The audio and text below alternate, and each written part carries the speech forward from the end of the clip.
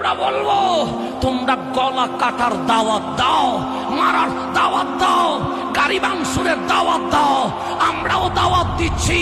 এসো খাজা বাবা ফরিদপুরের কদমে, আমরা মারবো না, তোমাদেরকে মেহমানদারি করতে প্রস্তুত আছি। আমরা উগ্রতা নয়, আমরা ভালোবাসার পরিচয় দেব। সেজন্য আমাদের এখানে ঘন্টায় 3 লাখ থেকে 4 লাখ মানুষের খাবারের আয়োজন হয়।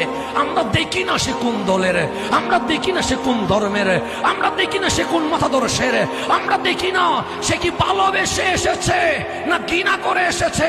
আমরা বলবো ভালোবেসেও আসতে পারো, ঘৃণা করেও আসতে পারো, দরজা খুলে দিয়েছি।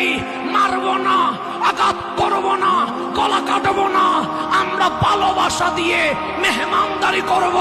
কেন? আমাদেরকে রহমতুল্লিল আলামিন শিখিয়েছে গলা কেটে ইসলাম নয়, ভালোবেসে ইসলাম প্রচার।